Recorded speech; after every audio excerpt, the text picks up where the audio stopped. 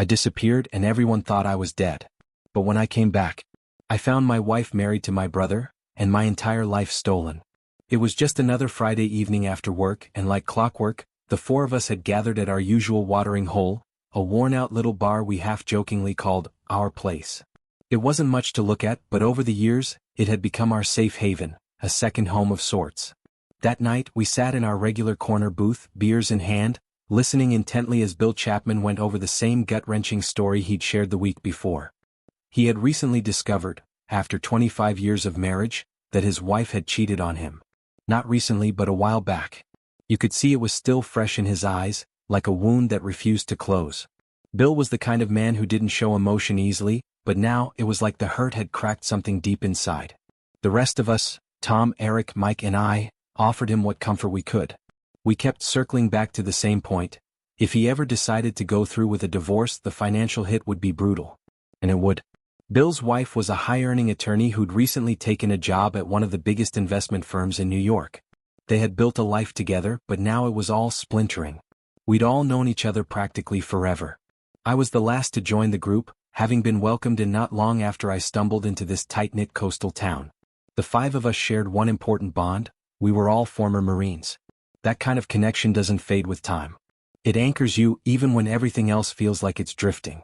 I'd ended up in Selden Point Meadows, locals just call it SPM, more than a decade ago. Honestly, it wasn't planned. I'd thrown a dart at a map and decided I'd go wherever it landed. Turned out, that little dart hit this remote spot on the coast, surrounded by trees, fog and not much else. But it felt right. Soon after arriving, I took a gamble and set up an offshore LLC. With it, I bought the only grocery store in town, the only one for miles actually. Back then, SPM was still mostly a logging town with a population that barely hit 1,000. The next closest town was over 30 minutes away, and options were scarce. Within a year, I tripled the store's size, added a liquor license, and eventually built a gas station alongside it. The store became the heartbeat of the village. I had 8 full-time employees and 6 part-timers by then. It was steady, reliable work. After I got settled, I found a piece of land on the edge of town that had gone up for tax sale. I bought it for next to nothing and spent the next year building a log home from the ground up. The guys pitched in whenever they could. They had years of experience working at the local mill, so thanks to them I got access to raw logs at wholesale prices. We stripped the bark ourselves, sanded them down and stacked them high. Every inch of that home had our sweat in it. It ended up being a beautiful 3-bedroom place that sat on a ridge overlooking the whole village. I couldn't have asked for more. And yet, despite everything I had, the business, the house, the friends, there was always something missing. I didn't like to admit it, but I think the others sensed it too. That's why every now and then, one of their wives would try to coincidentally bring along a single woman to our gatherings. They acted like it was some harmless matchmaking game, but I knew what they were up to. That's probably why I was always the last one to show up to our meetups. A part of me just didn't want to walk into another awkward situation where I had to politely entertain someone I had no real connection with. Deep down, I think they were just curious, maybe even a little desperate, to figure out if I was ever going to let someone in again. They were all curious, probably more than they should have been, about whether I was straight or not. It wasn't exactly subtle either.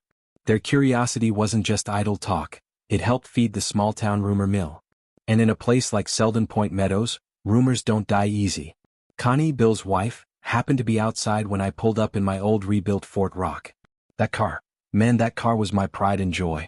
I'd spent years restoring it, every bolt and line polished by hand. It was the kind of vehicle that turned heads and carried history. But despite how shiny it looked on the outside, something in me didn't feel right. It's hard to explain, but I've learned to trust that quiet voice inside. Maybe it started with Uncle James, or technically my stepfather. He was always a mystery in our family. Anytime we brought him up, the conversation would go cold. That was his way of keeping secrets buried, by saying nothing at all. And secrets, well, they have a way of finding the light. Then came the moment I'll never forget. She ran into my arms like no time had passed. I wrapped her up, holding her so close it felt like I was trying to stop the world from spinning. She buried her face into my neck, sobbing, and the tears started pouring from both of us. It had been 15 long years since I last held one of my daughters like that. Back then she was just a little girl, only 7 years old. All the love I'd kept locked away over the years suddenly burst to the surface, unstoppable. We didn't care who saw or heard us. Our pain, our healing, our relief, it all came out right there in the open. Everyone around us heard the sobs echoing through the space, but no one said a word. They knew what that moment meant. Later that day, something else happened, something I hadn't seen coming. He watched the whole video, every second of it, and I swear I'd never seen him that broken up before. Not once in my entire life had I heard him speak with so much raw frustration. His very first call without hesitation was to my wife's father, Raymond Thompson, a U.S. Senator from Maine. He told Raymond everything, what I had discovered, what I had filmed, and I followed up by sending him the video file myself. The reaction was instant. You could hear the fury in Raymond's voice through the phone. This wasn't just a political man being scandalized. This was a father, furious at the betrayal his daughter had committed. Raymond said he'd be flying in on a private jet, but insisted nothing would be decided until the three of us, him, Joan and I, sat down and talked everything through face to face. And that's when it got worse. When the recording was played back, Joan's voice was chillingly clear. There was no apology, no guilt, no trace of remorse. Nothing in her tone even hinted at shame. It was as if she believed what she did wasn't wrong at all, that she had every right. My grandfather was sitting nearby. He saw the tears streaking down my cheeks and just sat silently for a while. Then he asked the question that broke me a second time. Do you love James? And without hesitation, Joan said yes. After she was caught, James had proposed. And she'd accepted. My grandfather shook his head slowly and replied, so James has taken his own younger brother's wife, his niece's mother, his brother's life, just like that? What kind of man does that to his own blood? And what kind of woman agrees to it? The silence afterward was deafening. And then, like a snap back to reality, I heard Jennifer's voice cut through the heaviness with a soft laugh and a comment I didn't expect. Now that's the dad I remember. Bill and I got up to grab another round of cold drinks.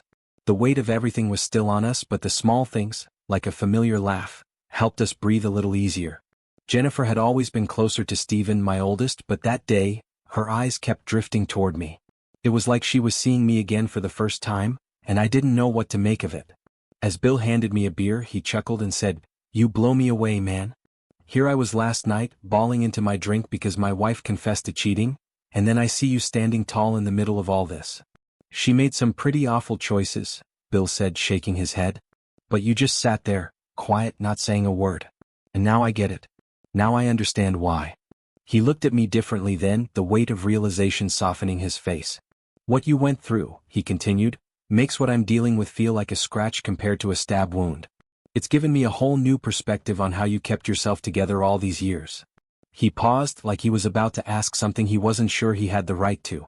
"Would you ever consider forgiving her?" That question hung in the air, unanswered. Later that week, Jennifer came to stay. She hadn't driven much in the past few years, especially not on terrain like SPM's, and her inexperience showed. My driveway is a steep, winding double S curve of gravel leading up to the house, more like a challenge than an invitation. Watching her try to navigate it was like seeing someone wrestle a wild animal.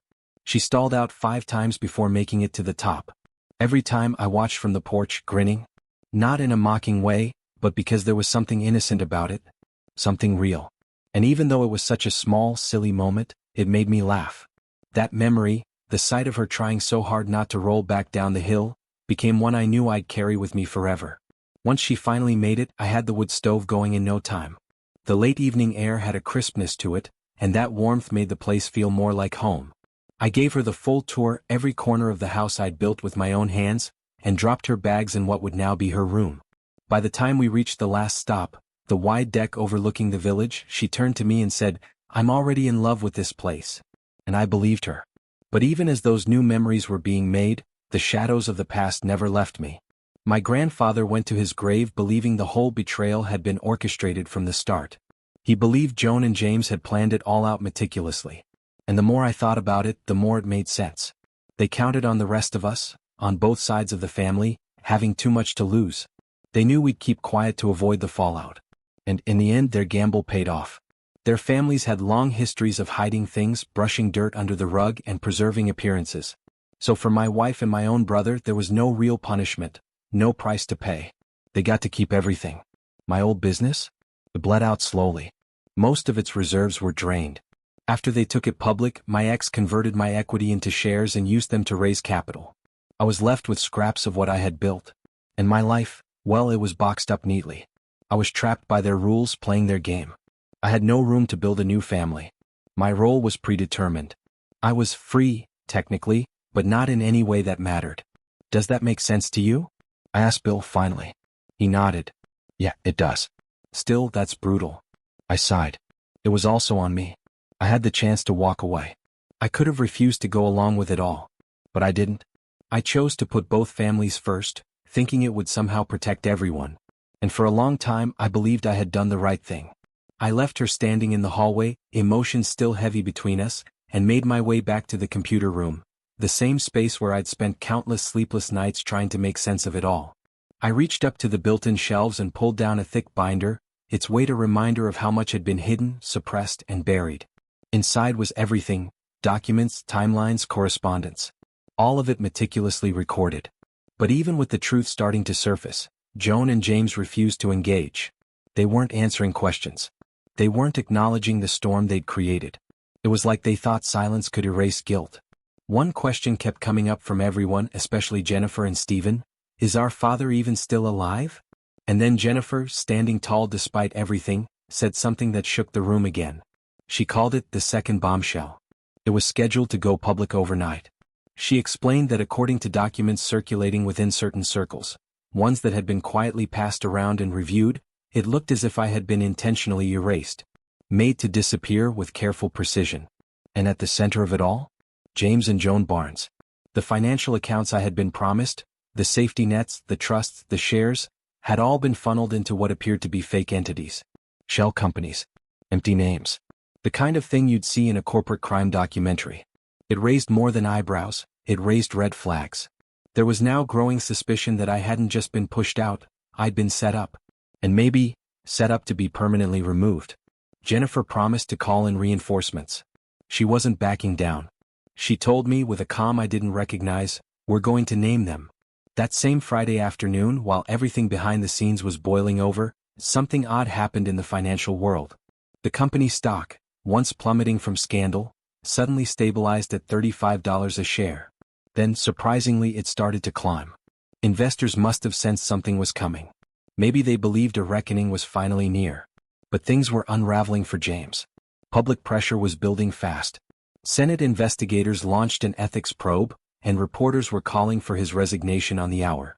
In his one and only public appearance, James stuck to his script. He insisted that his relationship with Joan only began after I was presumed dead. He even referenced a private conversation with a retired judge to support his claims. But the truth had a way of slipping through, even when carefully hidden. What James didn't know was that someone had followed them. Cameras had caught everything. Him walking Joan down the aisle like a proud groom, his hand at the small of her back, the smiles, the applause. And I watched it all unfold. There was Joan, stepping forward, elegant as ever, taking her seat beside the man I could only assume was James. Time hadn't been kind to him. His once sharp appearance had faded. He had the typical dad bod now, with a growing bald patch and a look of weariness he couldn't hide. Jennifer and I stood in the back of that room, hearts pounding, watching her. Watching Joan take her place, then slowly turn and meet our eyes. Her face shifted instantly. Tears welled up, and she brought her hand to her mouth as if trying to physically stop the emotion from escaping. It was like, in that moment, she realized what she was seeing couldn't possibly be real. Standing next to her was Judy, our longtime family friend, visibly shaken but steady. Jennifer kept her composure, though I could feel her whole body tense beside me. Stephen was there too, ever the gentleman. He greeted Joan politely, with a firmness in his voice. But she didn't respond in kind. Joan looked like she'd seen a ghost. The color drained from her face. Her entire body seemed frozen in disbelief. She didn't even try to hide it. "Mom," Jennifer finally said, her voice clear and unwavering, "you should know. Dad didn't find me. I was the one who found him," Jennifer said quietly but firmly. "It was me." The room went completely still. "I had all the files, all the documents about what the two of you had done," she continued, her eyes fixed on Joan. "Dad didn't even know I had them, not at first. But he eventually allowed me access. He gave me copies so I could show my sisters the truth. So I could prove that he wasn't the man you made him out to be." Joan didn't move. Her expression had darkened, fury slowly creeping across her face, but she said nothing. Jennifer wasn't finished. "Dad had no idea what I was working on. He thought I was just trying to reconnect. But I needed answers. What James and you did to all of us, it's not just betrayal. It's something I don't even have a name for. It's unforgivable. And I decided right then, it needed to be corrected. I had to clear his name. I had to show everyone he wasn't the failure you painted him to be. Joan's hands trembled slightly as she gripped the armrest, her face tight with suppressed rage. She wasn't in control anymore, and that reality was starting to show. Later, when the tension in the room reached its peak, it was time for the toast. As best man and father of the bride, I had to step forward. I took a deep breath and steadied myself before speaking. My words were chosen carefully, each one measured, honest but sharp when it needed to be. I started by acknowledging his parents, kind-hearted people I considered some of the best friends I ever had. I told the room how, because of their warmth and integrity, their son and I developed a connection that grew into something special. I said sincerely that I saw him as the son I never had. Then I shared a few stories, funny, light-hearted moments from our past. I could feel the laughter loosen the crowd a little, even if there were still whispers beneath it all. I told them how those moments, despite everything, had brought us closer. And finally, I admitted how stunned I was when he introduced me to his bride. It took everything in me not to reveal the truth in that moment. But I kept my voice even. I just want them to have the peace we never did, I said at the end. May their love be stronger than their past. And may the lessons we've all learned carry them forward. The crowd clapped, some cautiously, some with genuine enthusiasm. But the undertone was unmistakable. This story had layers and everyone felt it. Then came the turning point in Jennifer's words. She compared my story to a battlefield. Dad was like that soldier who never gave up, she said. Even when the odds were stacked against him, even when he was surrounded by people who wanted him gone. She described a moment, one she had read in his military file, that I had rarely talked about. During combat, under a hail of gunfire, I'd held the line. I directed artillery, called out coordinates, and kept pushing forward even after being hit, 23 times. Only 8 of those hits had caused serious injury, but I didn't stop. I refused to fall. She spoke with pride. His courage broke the enemy. They turned and ran. Every single man who was with him that day swears he saved their lives.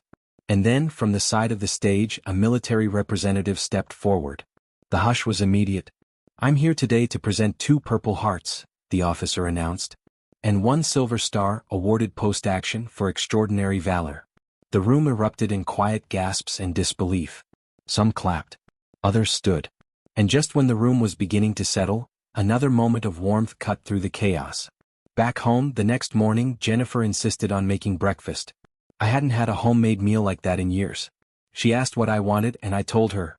Soft eggs with runny yolks and 4 slices of bacon. She beamed. That's exactly what I was hoping you'd say. She pulled out her pans, already in her rhythm. The kitchen staff, sensing the importance of the moment, stepped aside with knowing smiles. They understood. This wasn't about food. This was about a daughter, finally home, cooking for her father. Dad walked in just as the smell of bacon hit the air. I sat there quietly, letting it all sink in while Jennifer filled me in on everything I'd missed. The world hadn't just moved on, it had erupted. From what she told me, the media had gone into a full-blown frenzy. The headline on the front page of the New York Times read, "The Walking Dead is alive." I couldn't help but let out a low chuckle at that one. CNN had been running with the story all night. They aired a special on my military history, diving into operations I hadn't spoken about in decades. To my surprise, they'd managed to track down a few of the guys I'd served with. And every one of them, without hesitation, told the same story. We wouldn't be here today if it weren't for him. That hit me hard. I'd never looked for recognition. I just did what needed to be done. But hearing those words, after all these years, it stirred something deep in me. Jennifer smiled, seeing how overwhelmed I was. Dad, she said, the gift you gave last night, if we manage it right, it could change everything for them. For your grandchildren. It's security. Legacy. She wouldn't tell me the exact amount and I didn't press her. I trusted her judgment. We're locking it down in a 5-year investment, she added. We don't want it to be one of those stories where it disappears overnight. We want it to build something meaningful. I nodded, proud of the woman she had become. But she wasn't done. Joan had been silent for most of the morning, but then quietly she spoke, just a whisper, almost to herself. Just so you know, she said, the web of what we did, it's only just starting to come apart. There was no apology in her voice, just an acknowledgement that the storm was still gathering. No one knows how far it'll go, she added. When money and power are involved, the truth takes time to catch up. That line hung in the air for a moment before Jennifer shifted the subject, almost as if she was preparing me for something else. "There's someone I think you need to talk to," she said. "Oh?" I asked, raising an eyebrow. "She's your eldest daughter's older sister," Jennifer replied with a smirk. "She should have been with a good man a long time ago. The man she's interested in now," she trailed off, then burst into laughter. "Is you?" I stared at her, half confused, half amused. "Are you trying to set me up now?" I said, laughing. Jennifer grinned wide. "Come on, Dad. You've got the past of a warrior and the heart of a man who protected everyone but himself. You can keep her safe, I know it." I shook my head, still smiling. "Remember, I've reached the age where I'm finally old enough to know better." She leaned forward, gave me a kiss on the cheek and said, "Well, you can answer that one for yourself. She'll be here in about an hour." I just sat back in my chair, letting out a deep breath. "Remember this, Dad?" Jennifer added with that same knowing grin. "Age doesn't matter. Not when it comes to the things a man will do for his daughters." It felt like we had come full circle. You see, Joan and I had married right out of high school. Her father had approved, reluctantly but fully, and I'd spent most of my life doing everything I could to protect that family. But now, years later, the family I'd fought so hard for was starting to come back to me, piece by piece. And as Jennifer walked out of the room, she turned one last time, her eyes bright with hope. "Thanks, Dad. I knew you'd come through." I had talked it over with Joanne earlier and she agreed, "You would have felt the same." She believed in second chances, in letting people shed the weight of their mistakes. And thanks to you, Barbara finally got to do just that. You helped her take that first real step forward. For the first time in years, she was able to stop looking back. After she accepted the position, something changed in her, visibly, beautifully. It was like watching someone step out of a long, dark tunnel into the sun. That warm, gentle spirit she always had deep down finally started to show on the outside. It wasn't just a change, it was a transformation. And every one of us noticed it. It brought real joy into the house again. My father, ever the meticulous lawyer, had seen what was coming. He'd drawn up a power of attorney document that allowed Judy to act on Barbara's behalf when needed. It gave her both peace of mind and a sense of control. And when they started planning together, you could tell, this wasn't just a temporary fix. They were rebuilding something lasting. We toured the house Barbara was moving into. Beautiful place, really. Sturdy bones, great light, and a quiet little garden out back. But as she looked around, she said, "It's nice, but it needs a few touches before it feels like mine." That made me smile. It was something my mother would have said. Practical and full of heart. Meanwhile, CNN was still running with the story like it was a political thriller. After digging into the official records, they uncovered that my death certificate, the one that had supposedly sealed my fate, was signed by a doctor with a history. A shady one. The man was now serving time for fraudulent medical reports tied to organized crime. It didn't take long before a news crew was sent to a location known for being used by those same criminal rings. Cameras rolled as they tried to piece together what had actually happened to me. Later that day, Barbara caught me smiling to myself. "You knew, didn't you?" she asked with a playful smirk. I gave her a sheepish look. "Yeah," I admitted, "I had a hunch. When we got home, I figured we'd both unpack and settle in, but she had other plans." After I unloaded the groceries, she looked me straight in the eye and said, "All right, now get out of my kitchen." I laughed but did as I was told. She got to work immediately. The first thing she reached for was the dish soap. Before unpacking a single item, she scrubbed every surface, every cabinet, every counter. It was like watching someone perform a cleansing ritual, washing away the remnants of what had been and making space for what was to come. I stood there quietly, just watching her. The way she moved, the care she took, she wasn't just organizing a kitchen. She was claiming it, making it hers. Looking back, maybe I should have seen the signs. The quiet intensity, the need for control, the way she took charge like she had something to prove. But in that moment, I was simply lost in the awe of watching someone build a life again from the ground up. Later that night, I sat down in the living room and reflected on everything. The investigations were far from over. The Senate Ethics Committee had expanded its scope, and more names were surfacing. People who had looked the other way, people who had benefited. Joan's remarriage had also come under scrutiny. Because of it, certain legal protections and entitlements she once had were already beginning to slip away. In the end, justice wasn't clean. It didn't come with a single moment of closure.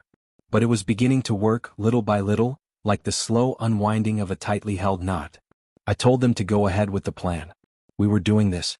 Barbara nodded approvingly and told me I was making the right call.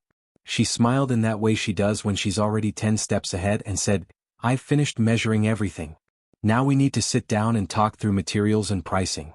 Why now? I asked. She looked out the window for a moment, then back at me. Because this town is changing fast. Growth is coming. And pretty soon there's going to be more houses on this hill, some of them close enough to see straight into yours. We need to get ahead of that. Plus, she added, finishing the place off properly will add real value. She had a point. So we rolled up our sleeves and spent the next 4 hours walking through every room, discussing ideas and ordering what we needed online. Curtains, rods, fittings, hardware, you name it. Barbara treated each choice like it mattered, and I appreciated the care she put into it all. She also made sure we preserved the original charm of the log home. She loved the aged warmth of the wood, and we treated it with a finish that kept its character while protecting it from the coastal weather. Thankfully, the hardware store pre-assembled most of the curtain kits, which saved us a ton of time. By Saturday at noon the guys showed up, ladders in hand, ready to work. There were 5 of us total, and within a few hours we had curtains up in every room.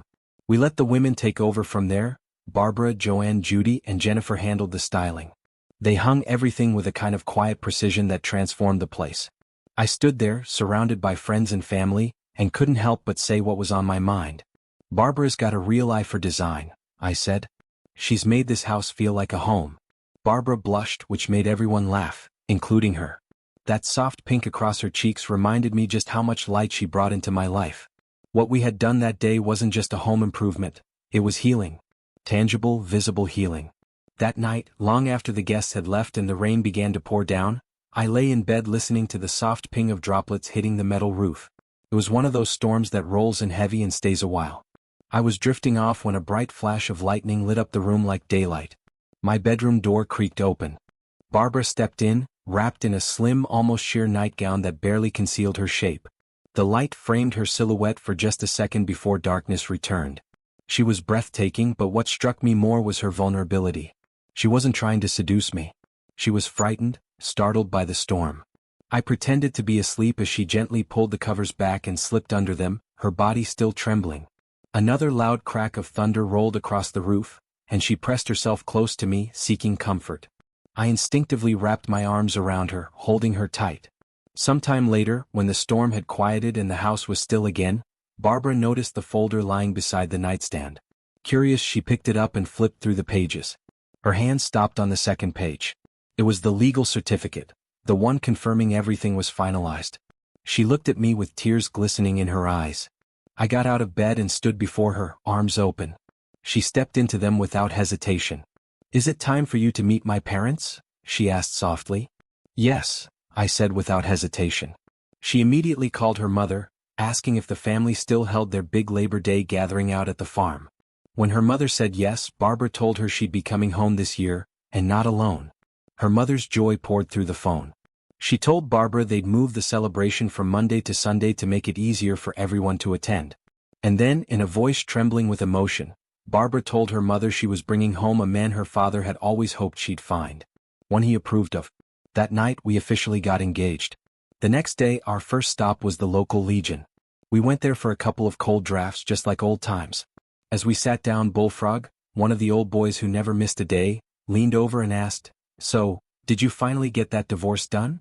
"I did," I said, raising my glass. Then I told him everything, how I'd met Barbara, how it started as something simple and honest and somehow turned into something solid. He smiled the way only a man who's seen too much can smile. He nodded slowly.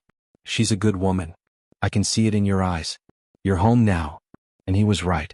I came from a solid background, stable, respectful, so I didn't expect anyone to size me up when we arrived at her family's gathering. But her father, proud as ever, introduced me to everyone without hesitation. "This is my future son-in-law," he said, with that proud sparkle in his eye that said everything words couldn't. Someone from across the room chuckled and asked, "So how'd he get the nickname Bullfrog?" I smiled and replied, "He was our drill sergeant back in the Corps. Tough as nails and just as loud." The room burst out laughing and it broke the ice right away. Barbara pulled me aside at one point, looking around the room, her eyes soft. "It's been a long time since I've seen my family look this proud," she whispered. And she was right. That day they didn't just welcome me, they celebrated me. They made sure I was well-fed, well-loved, and well-drunk. I couldn't remember much past dinner. No clue how I got back to the hotel, and I had to ask Barbara the next morning if I'd made a fool of myself. She laughed and said, "You outlasted the other two guys. You were the last man standing." Still, getting out of bed was a challenge. My head was pounding, my stomach churning, and I groaned like I'd aged 20 years overnight. Barbara handed me a cup of black coffee and said, grinning, "Serves you right."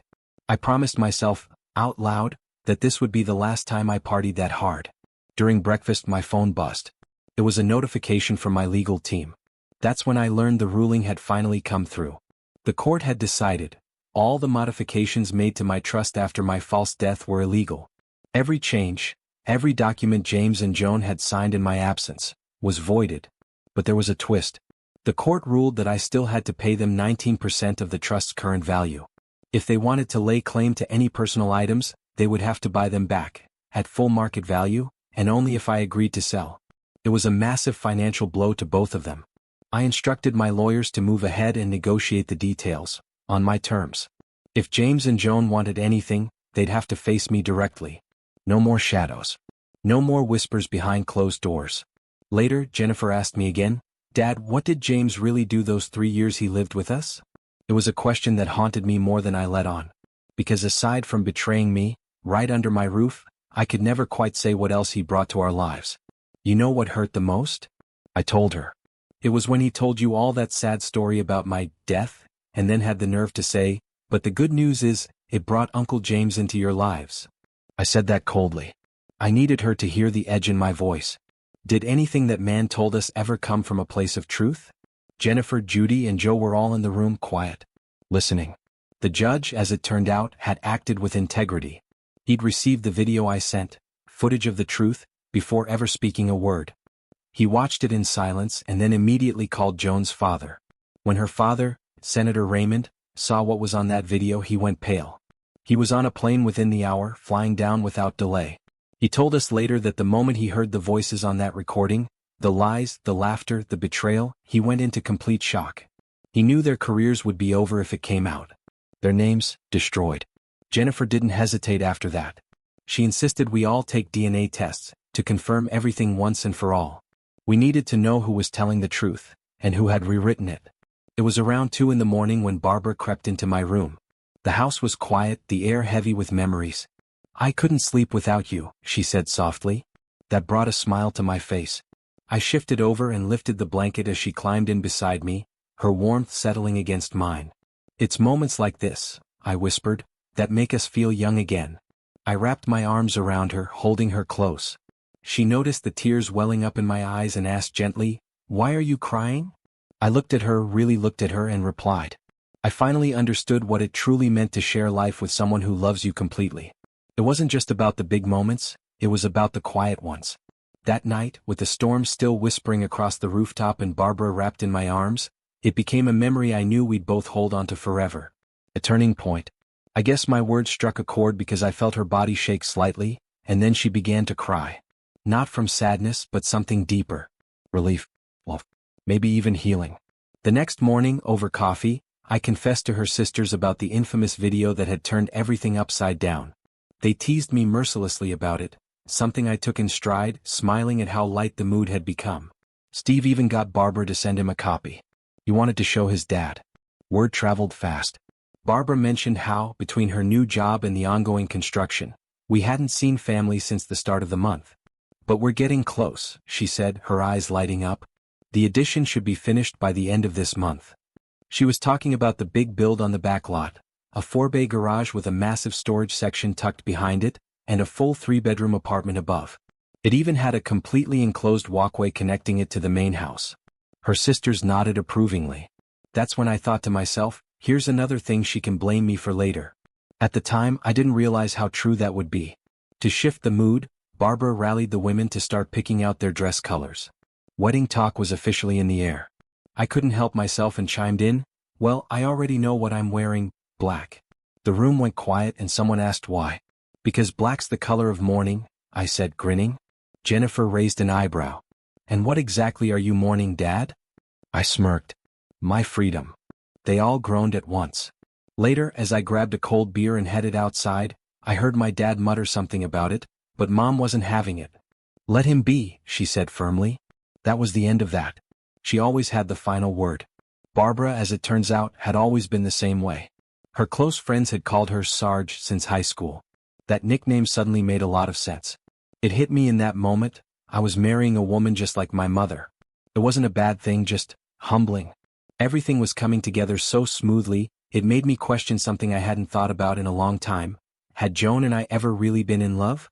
On the flight home, Barbara turned to me and said, "My parents are flying out next week." "Oh yeah?" I asked. "What for?" She grinned. "It's a surprise. My mom wants to talk about location ideas." We landed around 10 minutes to 2 in the afternoon. As we were gathering our things, I saw a sleek 6-seater jet descend nearby.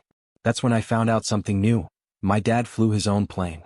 He and Mom looked great when they walked up. We got them settled in just before Barbara's parents arrived. By then it was too late to cook, so we all decided to head out to our new bar for dinner. I drove Barbara's parents in my old Ford pickup, another memory maker. They loved it. At one point during the ride, her mother smiled and said, "When you were little and we had a bad storm, you'd crawl right into our bed." Barbara smiled at me knowingly. "Charlie's helped me make that one of my favorite traditions," she said with a grin. My parents caught the hidden meaning and both burst into laughter. Over the next few days, while Gloria and Bull explored the island, my parents, John and Silva, quietly began house hunting. We hadn't told Bullfrog about our long-term plans yet. Gloria wanted to see how he felt about the place before we brought it up. One morning we were all having coffee and I asked, "So what would you think about moving into town, maybe off the farm?" Bull looked thoughtful. "We haven't really given it much thought," he said. "But honestly, I'm not sure I'd enjoy having neighbors just 200 yards away." Barbara cleared her throat, then looked at him warmly. "Charlie and I were wondering if you'd consider moving here, to help manage the bar with us. You and Gloria could live in the in-law suite above the garage. We'd start you at $60,000 a year." Bull just stared at her, speechless for a few seconds. It was the kind of offer that could change everything. "We're not rushing you," I added. "Just think about it. Take your time." He nodded slowly. "All right. I'll give it some serious thought." And just like that, the door to a whole new life cracked open. That evening we stood outside our bar, watching the sun dip behind the trees, warm beers in hand, laughter spilling into the dusk. The world felt simple again, real. Barbara leaned into me and whispered, "Life's better the second time around."